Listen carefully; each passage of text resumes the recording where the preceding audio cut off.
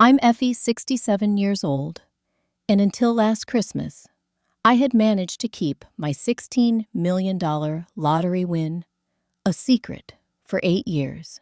I lived in the same modest house, drove the same reliable car, and maintained my simple lifestyle, even after becoming a millionaire. My son Jackson and I were always close, sharing Sunday dinners and long conversations until he married Heather. Everything changed that Christmas morning when an investment statement accidentally fell out of a holiday card, revealing my fortune. I never imagined my own family would turn against me over money. If you're watching this, let me know where you're tuning in from in the comments below. Hit that subscribe button and join me as I share how my daughter-in-law demanded my entire fortune, claiming she deserved it more than me. My life before the lottery wasn't glamorous, but it was fulfilling. I worked as a nurse at Memorial Hospital for 40 years, dedicating my life to caring for others. My husband David and I raised our only son Jackson in our small but comfortable home in suburban Boston.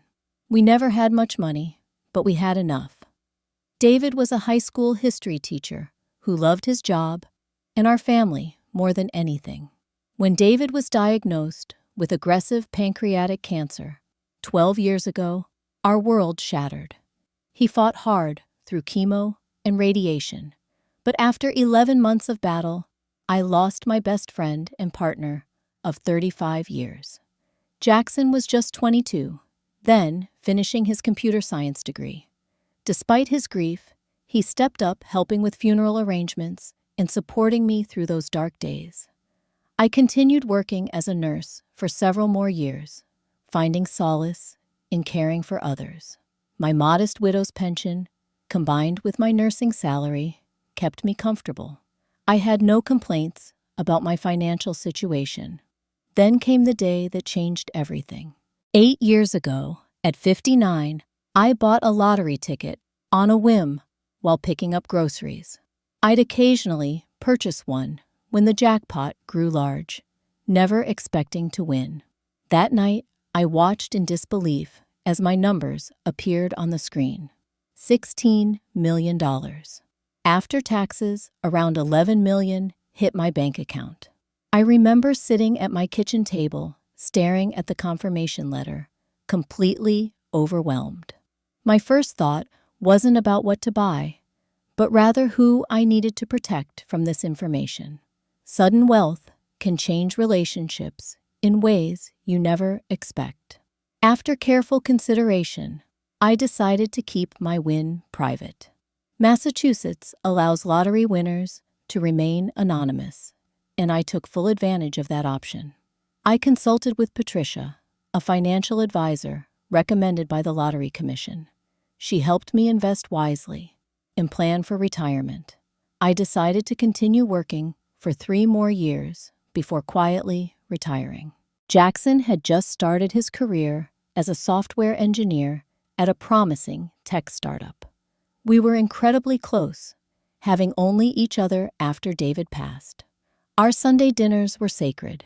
He'd come over, we'd cook together, watch old movies, and talk about everything from his work projects to my hospital stories. I was so proud of the man he had become, independent and hardworking. When Jackson was 31, he called me excitedly about a tech conference in San Francisco. His company had sent him to represent them, and that's where he met Heather. She was a marketing executive for a competing firm 5 years his senior. According to Jackson, they connected instantly over drinks at a networking event. The first time he brought her to meet me, I noticed her designer handbag and immaculate appearance. Heather was undeniably beautiful, with her perfectly highlighted blonde hair and tailored clothes. She was charming, complimenting my home and asking questions about my nursing career. Yet something felt off. The way her eyes scanned my modest living room, how she subtly checked the brand of wine I served. Still, Jackson looked happier than I'd seen him since before his father died, so I kept my reservations to myself. Their relationship moved quickly. Within 6 months, Jackson proposed. The wedding planning revealed more of Heather's true nature. She insisted on a lavish ceremony at an exclusive venue that cost more than Jackson could afford. When he mentioned scaling back, she pouted and talked about how she dreamed of this day her whole life. I offered to help with what I could, pretending it came from savings. In reality, I dipped into my lottery money for the first time to help my son. After the wedding, I noticed subtle changes in Jackson. Our Sunday dinners became monthly, then occasional. When they did visit, Heather dominated conversations with stories about their friends in high places or complaints about their starter home not being in the right neighborhood. Jackson grew quieter, often looking to Heather before speaking as if seeking approval. I tried maintaining our relationship, adjusting to accommodate Heather's preferences. I suggested brunches at upscale restaurants instead of home-cooked meals, thinking it might make her more comfortable. I asked about her work and interests genuinely, trying to connect with the woman my son loved. Sometimes I saw glimpses of warmth from her, but they were rare and fleeting. As another Christmas approached, I decided to invite them to my home, hoping to recapture some of the closeness Jackson and I once shared. Little did I know this decision would unleash a storm that would test our family bonds to their breaking point. The first Thanksgiving with Heather, as part of our family, should have been a warning. I spent 3 days preparing, using David's mother's recipes that Jackson had always loved. I set the table with my best dishes, the ones usually reserved for special occasions, and even bought new cloth napkins to make things extra nice. When they arrived, Heather immediately commented on the size of my home. "It's so cozy," she said in a tone that clearly meant small. As I served the turkey, she asked if it was organic and free-range. It wasn't. I'd bought it on sale at the local supermarket the same way I always had. Jackson jumped in, complimenting the crispy skin and changing the subject. Throughout dinner, Heather picked at her food, taking tiny bites and leaving most of it untouched. When I brought out the pumpkin pie, a family tradition I'd made from scratch, she declined, mentioning something about watching her sugar intake. Later, I overheard her telling Jackson in the hallway that she couldn't believe he grew up eating that kind of food. After they left, I found myself sitting alone, feeling like I'd somehow failed an inspection I didn't know I was under. Jackson called the next day, apologizing for Heather's behavior, explaining she came from a different background with higher standards. The way he defended her hurt more than her criticism. In the following months, I noticed how often Jackson apologized for Heather. We met for coffee once, just the two of us, and he spent half the time explaining away her latest rude comment or behavior. "She's just stressed about work," or "she didn't mean it that way," became his constant refrains. Meanwhile, Heather's complaints about their home grew more frequent. During one visit, she walked through their lovely 2-bedroom townhouse, pointing out all its flaws while I was there. "The kitchen needs a complete renovation," she said, "and this living room is barely big enough for proper entertaining." Jackson stood by, nodding in agreement, though I remembered how proud he had been when he first bought the place. "We need to move to Brookline or Newton," Heather declared over dinner. "Somewhere with good schools for when we have children." Jackson looked uncomfortable at the mention of children, something they'd apparently been disagreeing about. "Houses in those areas cost at least $1 million, Jackson said quietly. "Then you need to ask for that promotion," Heather replied sharply. "Or find a company that values you properly." The pressure Heather put on Jackson about money became increasingly obvious. When Christmas shopping season arrived, She invited me along to the mall, which I initially thought was a kind gesture. Instead, it turned into another opportunity for criticism. As I selected a nice sweater for Jackson, Heather sighed loudly. "He has dozens of sweaters," she said. "Why not get him something special? Those golf clubs he's been eyeing are on sale for only $1,200. When I explained that was well beyond my budget, she raised an eyebrow. "I thought nurses made good money," she said, "especially with all that overtime during COVID." I didn't bother explaining that my pension only stretched so far. I certainly wasn't going to reveal my lottery winnings over a discussion about Christmas presents. Later that same shopping trip, Heather started dropping hints about their financial situation. "We've been looking at houses," she said casually as we passed a jewelry store. "But the down payments are so large these days. 20% of $1 million is a lot for young people to save." I nodded, non-committally, uncomfortable with the direction of the conversation. "Jackson's parents helped his cousin with a down payment last year," she continued, though I had no idea which cousin she meant. "It's so much harder for our generation than it was for yours." The hints grew less subtle as Christmas approached. Heather sent me listings for houses they were considering, all well over their budget. She mentioned friends whose parents had invested in their future by helping with real estate. Meanwhile, I could see the toll this was taking on my son. During a rare lunch, just the two of us, I noticed Jackson had lost weight. Dark circles shadowed his eyes, and he checked his phone constantly, jumping slightly whenever it dinged with a notification. He confided that his performance review hadn't gone as well as hoped, putting the promotion Heather wanted in jeopardy. "She just wants what's best for us," he said, though he didn't sound convinced. "Heather has a vision for our life together, and I want to make her happy." One evening, when Jackson stepped away to take a call, I overheard his side of a heated conversation with Heather. "I can't just demand a raise," he said, his voice strained. "They're doing layoffs in other departments." After a pause, he continued more quietly. "No, I haven't asked her yet.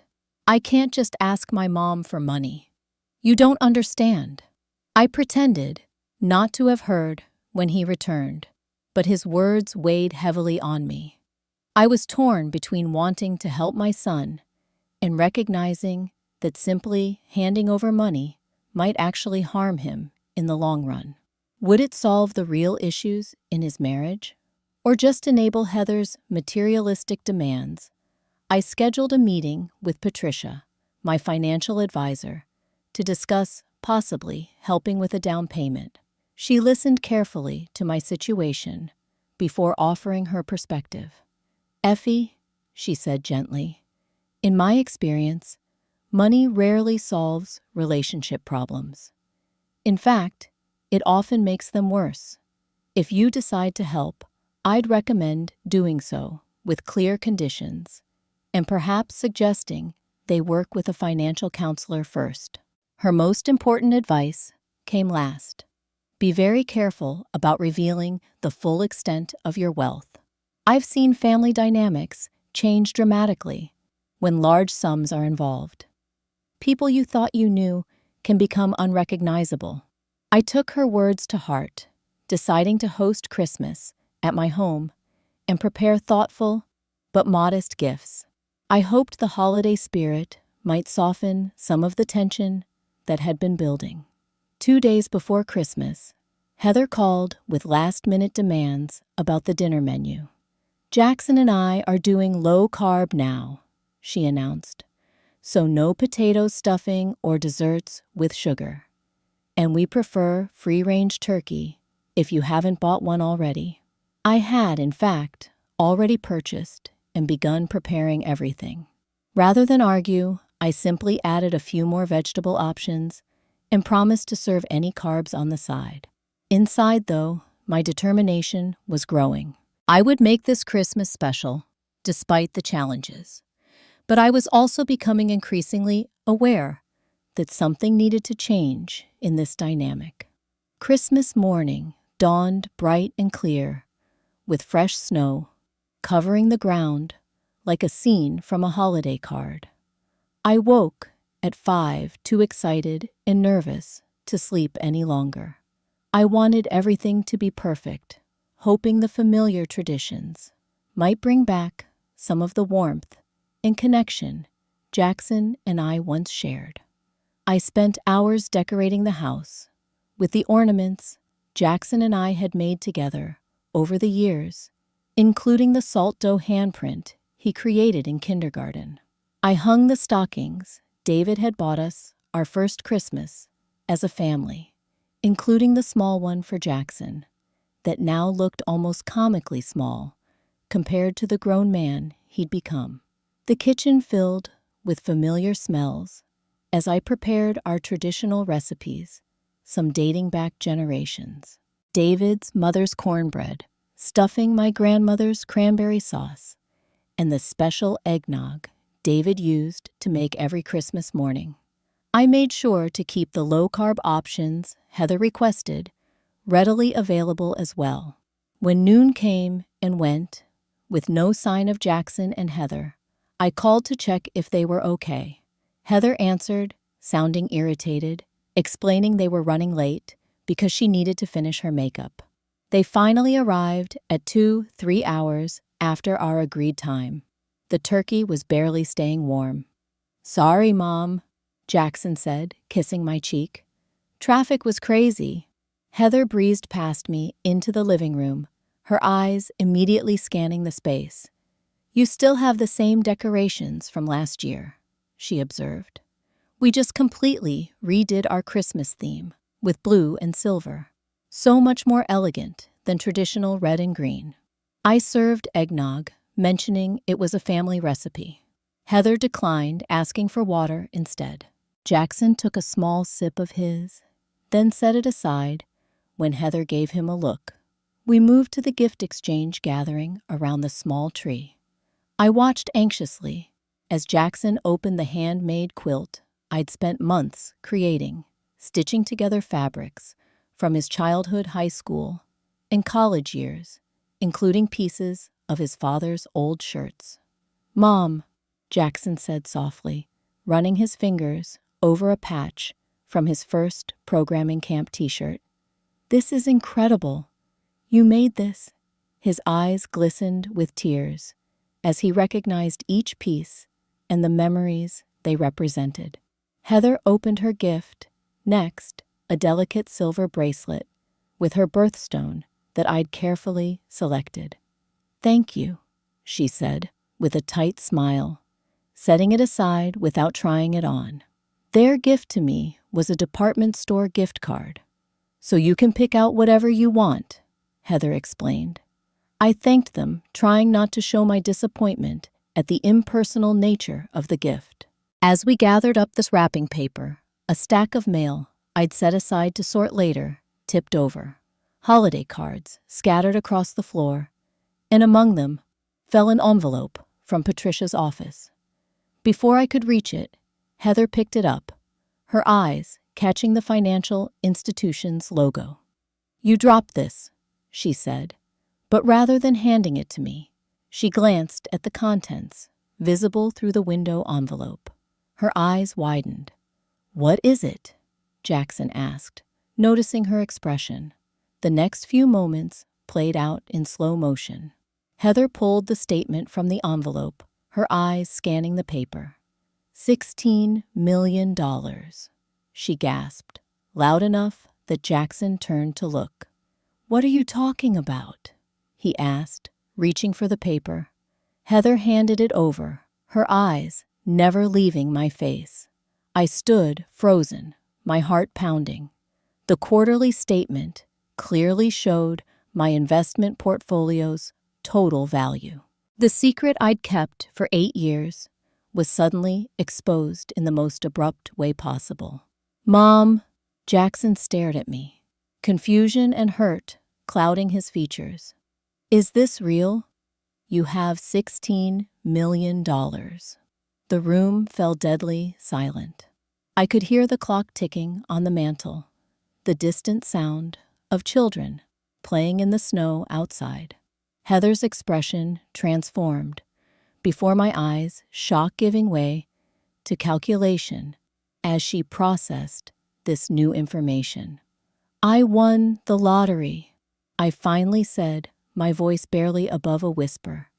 8 years ago." 8 years, Jackson repeated.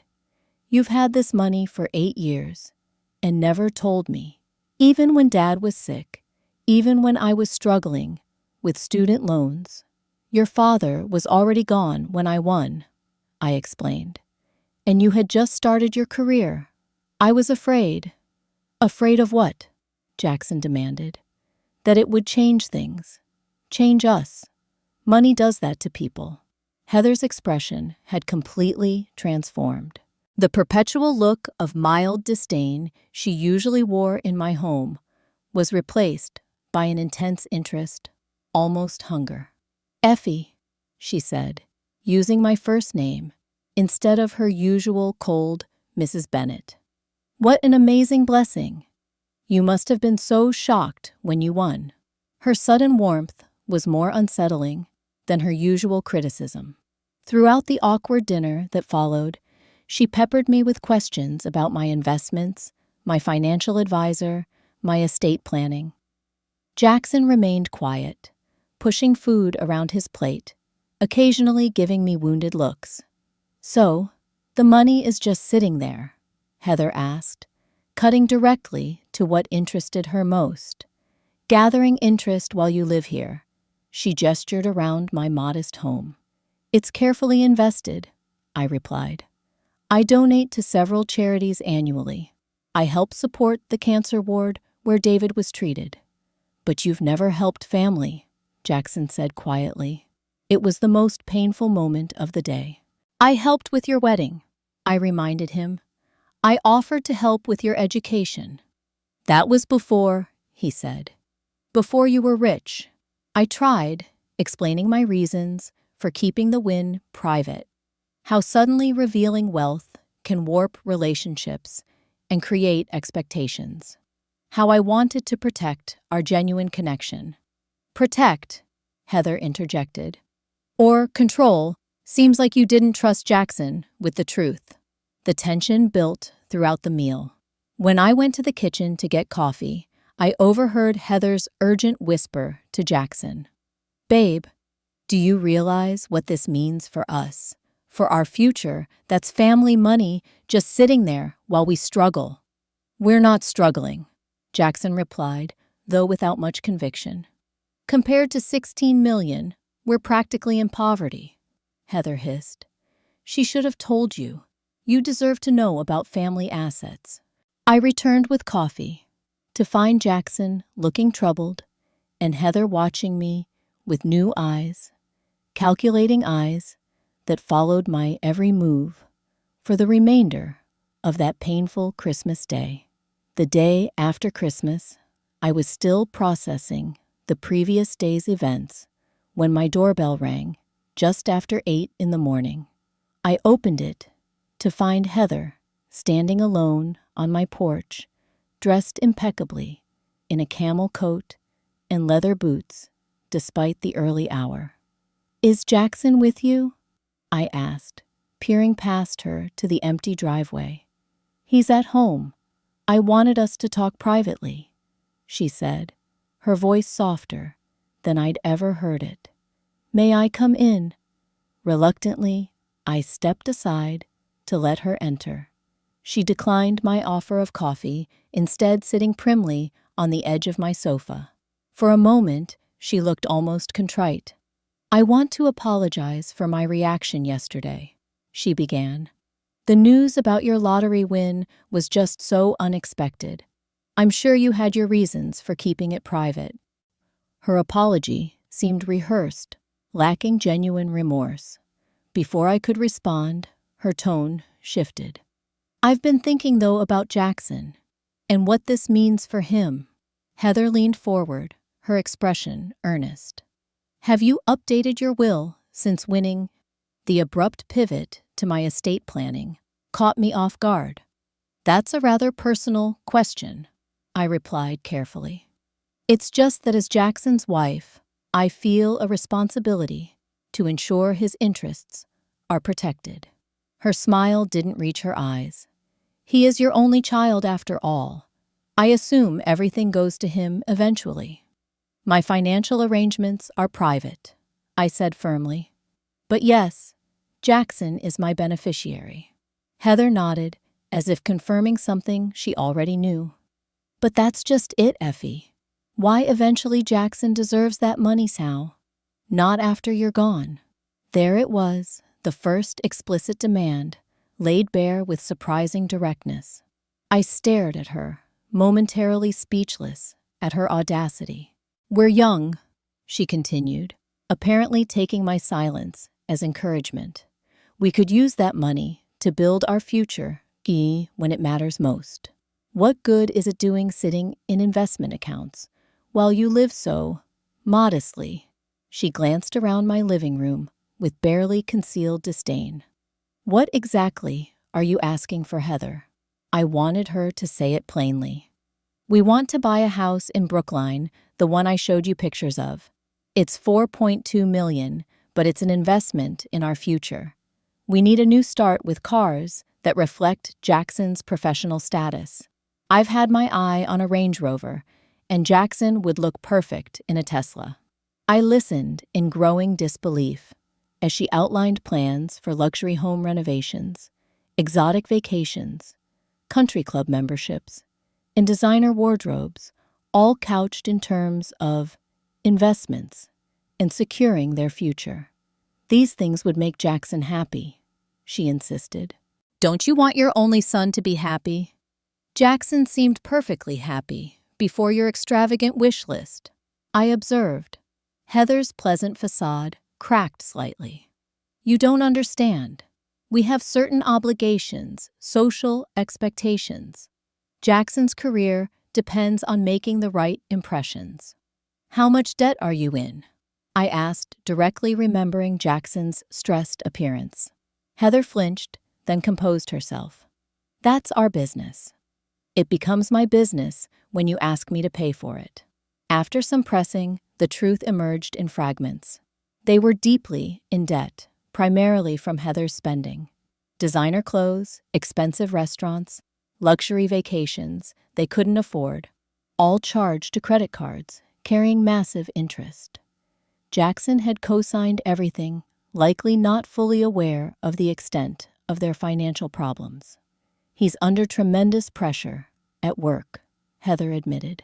"They're expecting more from him, and he's not delivering because he's so stressed about money." "Money you've been spending," I pointed out. Her eyes flashed with irritation. "You have no right to judge me.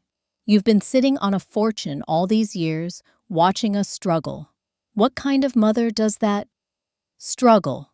You both have excellent jobs with good salaries." "Not enough for the life we deserve," she countered. "Not enough compared to $16 million. You kept that money secret, Effie. You lied to Jackson for years. The least you could do is make it right now." The conversation quickly deteriorated from there. When I suggested financial counseling instead of cash, Heather's true colors emerged fully. "I deserve that money more than you do," she suddenly shouted, her composed veneer completely gone. "What are you even doing with it? Just hoarding it while living in this pathetic little house, driving that old car I could put that money to use. I know how to live properly." Her face contorted with entitled rage. "Do you know how hard it's been pretending to respect you? Coming to this dreary house, eating your boring food. I've been nice to you for 3 years, and this is how you repay me, by denying us what should rightfully be Jackson's." I stood up, shaken, but determined not to show it. "I think you should leave now, Heather." She grabbed her purse, her knuckles white with tension. "This isn't over. Jackson will hear about this conversation, and trust me, he'll side with his wife. Blood might be thicker than water, but marriage vows are legally binding. At the door, she turned back, her threat explicit. You have a choice to make, Effie. Your money or your son. Because after I talk to him, you won't have both. After she left, I collapsed onto the sofa, trembling from the encounter. I tried calling Jackson immediately, but he didn't answer. I left a voicemail asking him to call me back, trying to keep my voice steady despite my distress.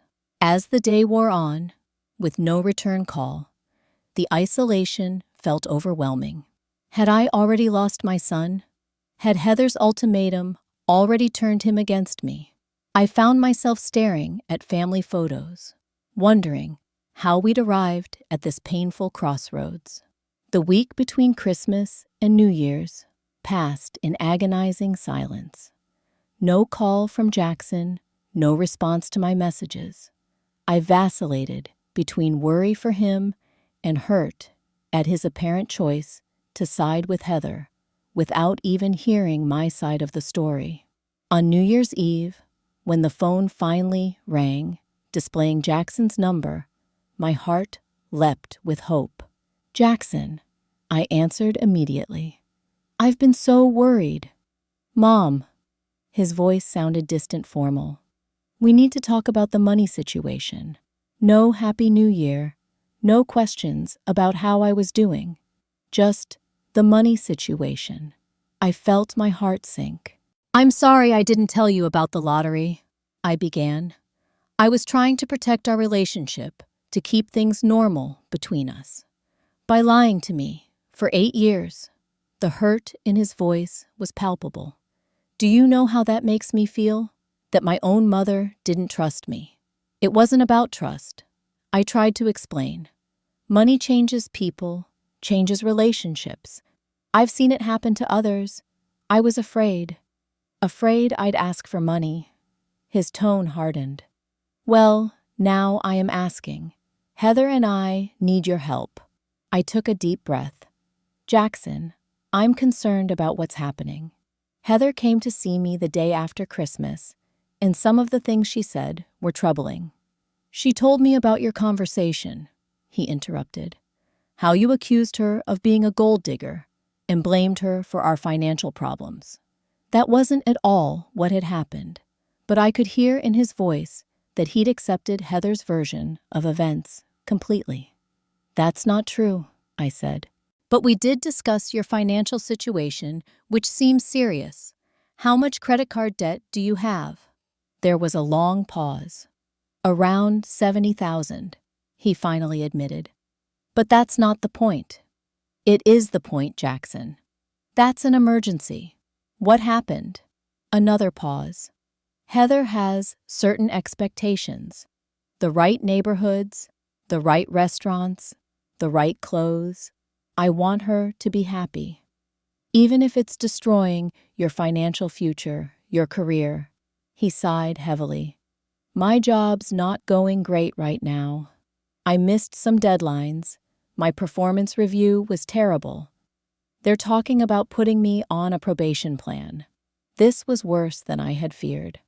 Oh, Jackson, but that's why this is the perfect solution, he said, his voice brightening artificially. With your help, we could start fresh. Pay off the debt, buy a house that makes Heather happy, get back on track. I want to help you, I said carefully. But I'm not comfortable just handing over cash with no conditions. Let me pay for financial counseling for both of you. Let's work with a professional to make a plan. No, he said flatly. Heather won't agree to that. She says your money shouldn't come with strings attached. It's family money. It's my money, I corrected gently. Money I won after your father died that I've carefully managed and grown. I want to help you, but enabling bad financial habits won't help anyone. The conversation grew increasingly strained. Jackson's voice became harder, more demanding, less like the son I knew. I realized with growing horror that Heather had laid out an ultimatum for him as well. Either he got the money from me, or their marriage was in jeopardy. Finally, he laid out his own ultimatum. Transfer $2 million into our joint account by the end of January, or I'm cutting contact. No more holidays, no visits, nothing. That's what Heather wants, and I agree with her. After keeping this secret for years, you owe us. Tears streamed down my face. Jackson, please. This isn't you talking. Let's meet in person without Heather. Let's figure this out together. There's nothing to figure out. $2 million by January 31st, or you're not part of my life anymore. That's the deal. His voice cracked slightly, the only indication that this was hurting him too. I love you, I whispered. Prove it, he replied coldly, then hung up. I sat alone in my living room as the clock struck midnight, ushering in a new year that already felt bleak and empty. The television showed crowds celebrating in Boston, common couples, kissing friends, embracing. Meanwhile, I faced the devastating prospect of losing my only child over money I'd never wanted to come between us. At 12:30, desperate for connection, I called my old friend and former nursing colleague, Susan.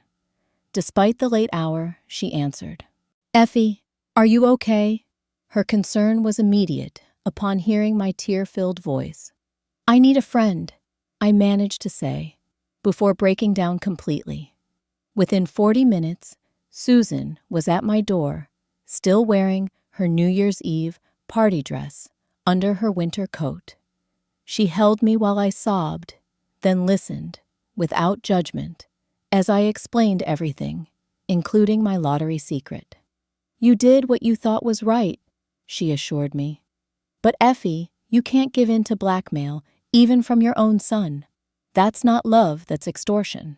As the night stretched into early morning, Susan helped me see that I had options beyond simply surrendering or losing Jackson forever. There might be a middle path, one that required strength I wasn't sure I possessed. I fell asleep on the sofa just before dawn, emotionally drained, but with a tiny seed of determination taking root. I would fight for my son, not by giving in to Heather's demands, but by finding a way to break her hold over him, even if it meant risking our relationship in the short term. The first week of January passed in a haze of grief and anxiety. I fluctuated between wanting to call Jackson and beg his forgiveness and standing firm against what I knew was wrong. Susan checked on me daily, becoming my lifeline during this crisis. By the second week, I'd gathered enough strength to take action. I scheduled meetings with Patricia, my financial advisor, and Michael, a family attorney she recommended. I needed to understand my options and the implications of various decisions. Patricia was horrified by the situation. This is exactly why I advise discretion about your wealth, she said during our meeting. What they're asking is not just financially unwise, it's emotionally destructive. Michael, the attorney, was equally concerned. What you're describing could constitute financial elder abuse, he explained, even though you're healthy and competent now. The attempt to coerce you into transferring large sums through emotional manipulation and threats is legally problematic. Together, we explored various approaches. I could simply refuse and hope Jackson would eventually come around. I could give in to prevent losing him, or I could try a different strategy altogether. Before making any decisions, Michael advised, I suggest learning more about Heather's background. Her behavior follows patterns I've seen before. With Michael's help, I hired a private investigator to look into Heather's history. What we discovered confirmed my worst suspicions and broke my heart for Jackson. Heather had been engaged before to the son of a wealthy real estate developer in Connecticut. That engagement had ended abruptly 6 months before she met Jackson. Additional digging revealed complaints from former friends about borrowed money never repaid, credit cards opened in others' names, and a pattern of latching onto financially successful people. Most telling was a social media post from her former fiancé's sister, vaguely referencing finally seeing through someone's gold-digging ways before it was too late. It wasn't concrete proof, but combined with everything else, it painted a disturbing picture. Armed with this information, I decided to take a risk. I contacted Jackson's best friend from college, Marcus, whom I hadn't seen since the wedding. Marcus had been notably absent from their lives since Heather came into the picture. "Mrs. B," Marcus said when we met at a cafe, "it's been too long. Jackson doesn't return my calls anymore." I explained the situation, and Marcus nodded grimly. "That tracks. Heather isolated him from all of us. Anyone who questioned her got cut off. I tried telling him she was changing him, and suddenly I wasn't invited to anything anymore." With Marcus's help, I reached out to other friends Jackson had lost touch with.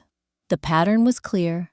Heather had systematically separated Jackson from anyone who might question her influence. By the 3rd week of January, I had gathered enough information to formulate a plan. I texted Jackson, asking for a meeting, just the two of us, at a neutral location, a coffee shop we used to frequent together. To my surprise, he agreed. When we met, Jackson looked terrible, thin and pale, with dark circles under his eyes. My heart ached to see my son suffering. "You have 10 minutes, he said as he sat down. "Have you made a decision about the money?" "I have," I replied calmly. "But first, I need you to see something." I placed a folder on the table containing financial documents showing the extent of their debt that he apparently wasn't fully aware of, including credit applications in his name that he hadn't signed. I had copies of text messages from Heather to friends bragging about marrying into money, mistakenly thinking our family had wealth. There were screenshots of shopping sprees hidden from him and credit card statements showing purchases he knew nothing about. "Where did you get all this?" he asked, his voice shaking. "That's not important. What matters is whether you recognize what's happening." I reached for his hand. "Jackson, this isn't about the lottery money. This is about Heather controlling you through financial chaos and isolation." For a moment, anger flashed in his eyes. "You investigated my wife. I investigated why my son suddenly threatened to cut me out of his life over money. Wouldn't you do the same if it were your child?" His shoulders slumped. "It's not that simple. You don't understand our situation." "I understand better than you think. I understand that you're unhappy, stressed, and performing poorly at work. I understand that you've lost touch with friends who cared about you. I understand that you're being pressured to choose between your wife and your mother." Tears welled in his eyes. "I don't know what to do. If I don't get the money, she says she'll leave me. And if that's the only reason she's staying is that the marriage you want?" He didn't answer, but I could see the conflict in his face. "Here's what I'm offering," I said. "Not $2 million in cash, but I will pay for financial counseling for both of you. I'll pay for marriage counseling if you're willing to try. And if you decide this marriage isn't salvageable, I'll help you rebuild your life. But I won't fund the destruction of my son's well-being." "She won't agree to counseling," he said quietly. "Then that tells you everything you need to know." I squeezed his hand. "The deadline you gave me is still 2 weeks away. Take that time to really look at your life, your marriage, and ask yourself if this is what you want for your future." Jackson left our meeting without making any promises, but he took the folder with him. For the first time since Christmas, I felt a glimmer of hope that my son might find his way back to himself. February arrived with a heavy snowstorm and an unexpected phone call. Jackson's name flashed on my screen late one evening. I answered immediately, my heart pounding. "Mom," his voice cracked with emotion. "Can I come over now?" "Of course," I said, already moving to put on a kettle for tea. "What's happened?" "I'll explain when I get there." 40 minutes later, Jackson arrived on my doorstep with a small duffel bag, his eyes red and swollen. I pulled him into a hug, and he broke down in my arms like he hadn't since his father died. Once inside, sitting at the same kitchen table where we'd shared countless meals, Jackson told me about his final confrontation with Heather. After our meeting, he'd started paying more attention to their finances, questioning expenses, and suggesting they scale back. Heather had reacted with increasing hostility. "Last night, I found her applying for another credit card in my name," he said. "When I confronted her, she went ballistic, screaming that I was controlling her and didn't appreciate her needs." The argument had escalated until Heather delivered her final ultimatum: either get the money from me by the end of the month, or she would leave. Jackson had stunned them both by responding, "Maybe you should." "I've never seen her so angry," he said, staring into his tea. "She threw things called me names, said I was choosing my mother over her. Maybe I am.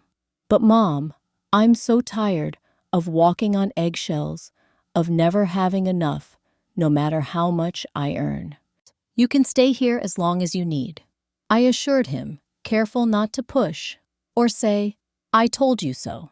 Over the following weeks, Jackson slept in his old room and slowly began to rediscover himself. We agreed not to discuss the lottery money or Heather unless he brought it up first. Instead, we focused on rebuilding our relationship, cooking together, watching old movies, and gradually inviting his old friends to visit. Heather's response to Jackson moving out was a campaign of manipulation. She cycled through tears, rage, and promises to change, all documented in hundreds of text messages. When none of that worked, she began spreading rumors among their friends that Jackson had abandoned her for his rich mother's money. In early March, Jackson began financial counseling, facing the full extent of their debt and creating a plan to address it. He also started therapy to process the relationship dynamics he'd been trapped in. I offered to help with the costs of both, which he accepted with newfound humility. "I can't believe how much of myself I lost," he confided one evening. "It happened so gradually that I didn't notice until I was barely recognizable even to myself." His work performance began to improve as the pressure at home lifted. His supervisor noticed the change and put him on a promising project rather than the probation that had been looming.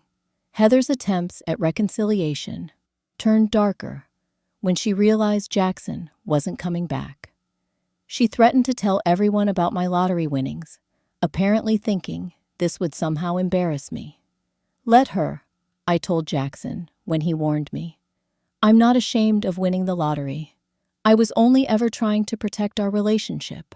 By April, Jackson had consulted with his own attorney and filed for divorce. Heather contested everything, making the process as difficult and expensive as possible. She demanded half of money she claimed Jackson was entitled to from me, even though no such entitlement existed legally. "She just can't accept that there won't be a windfall," Jackson said, exhausted, after another contentious meeting with attorneys. It was all she ever really wanted. Throughout the difficult proceedings, I remained a steady support for Jackson, without trying to control his decisions. When he questioned if he was doing the right thing, I encouraged him to trust his own judgment. When he worried about starting over at 34, I reminded him of how much life he still had ahead. By summer, the divorce was finalized, though at considerable financial cost. Jackson had to assume most of their joint debt as part of the settlement, but he was free from the relationship that had nearly destroyed him. He focused on rebuilding his career, reconnecting with friends, and healing. As for me, Patricia and I had lengthy discussions about my fortune and its future. I decided to establish a charitable foundation focusing on cancer research in support for patients and families, honoring David's memory. I also created a reasonable trust for Jackson with specific conditions designed to help rather than harm, including provisions for education, healthcare, and eventually a modest home purchase after a cooling-off period. When Christmas came around again, Jackson and I celebrated simply at my house with Susan and a few close friends. The contrast to the previous year's tension couldn't have been more pronounced. After dinner, Jackson helped me wash dishes, a comfortable silence between us until he spoke. "Thank you for not giving me the money," he said quietly. "I would have lost myself completely if you had." "I almost did," I admitted. "I was so afraid of losing you." "You helped me find myself instead," he replied, hugging me with wet hands that left damp spots on my sweater. Neither of us cared. Later that evening, Susan brought a new friend to the gathering, a pediatric nurse named Amanda, who worked at my old hospital. She and Jackson spent the evening talking quietly in the corner, their laughter a healing sound in a home that had known too much pain. As for Heather, Jackson heard through mutual acquaintances that she'd moved to California and was dating a tech executive twice her age. Her patterns remained unchanged, but she was no longer our concern. I often reflect on the journey those $16 million took us on. Money itself isn't good or evil, but it can reveal the true nature of people and relationships. In my case, it nearly cost me my only child, before ultimately helping restore him to himself. My fortune remains largely intact now, directed toward purposes that bring meaning rather than conflict. I still live in my modest home, drive my reliable car, and find joy in simple pleasures. The only real change is that I no longer feel the need to keep my wealth a secret. True relationships, I've learned, can withstand truth, even unexpected truths, involving lottery millions. If you've stayed with my story this long, I hope it's given you something to think about. How would unexpected wealth change your family dynamics? What would you do if faced with similar demands from loved ones? I'd love to read your thoughts in the comments below. If you found value in my experience, please hit the like button and subscribe to hear more stories of family challenges and triumphs. And if you know someone who might be facing similar difficult choices about money and relationships, share this video with them. Thank you for listening, and remember that sometimes the most loving choice isn't the easiest one.